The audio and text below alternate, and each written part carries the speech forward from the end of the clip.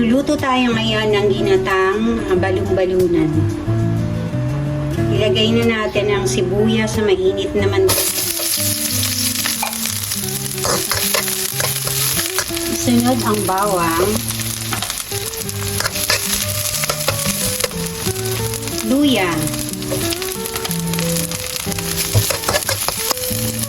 Etong atay balong-balunan, pwede nyo pakaluan to para maalis ng mga impurities at malinis. Pero ako dinerecho ko na, pero nilinis ko to sa may asin, tsaka tubig.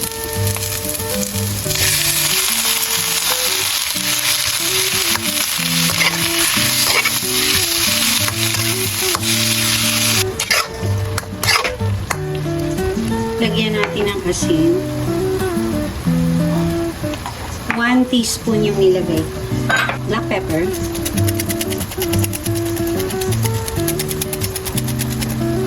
Pakakihin muna natin yung tubig bago ka ilagay yung gata. For 30 minutes. Ayan. Kumati na siya. Pwede na natin ilagay ang gata. Instant gata yung gamit ko. Pero kung may fresh kayo dyan, yun ang gamitin nyo. 200 ml to. Ilagyan ko to ng tubig.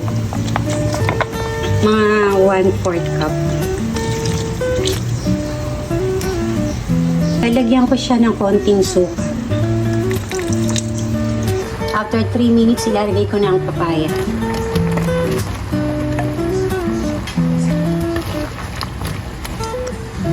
Mag-add pa tayo ng isang 200 ml na gata.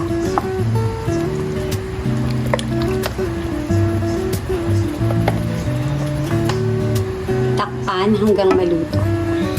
Tatanggalin ko na ang takip para gusto ko creamy yung sauce at hindi ma-overcook yung papaya. Medyo malambot.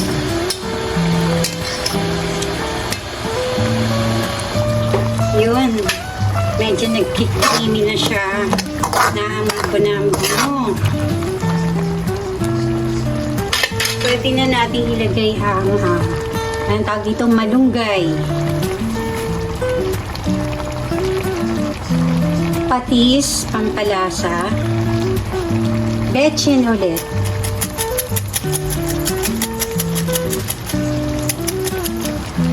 lagyan ko ng umami taste. Kung ayaw nyo, huwag nyo. Yan. Sarap.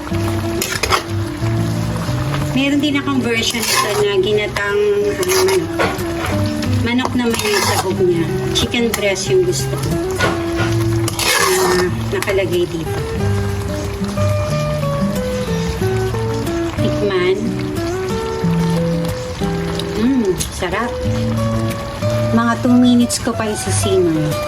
Total cooking time is 1 hour.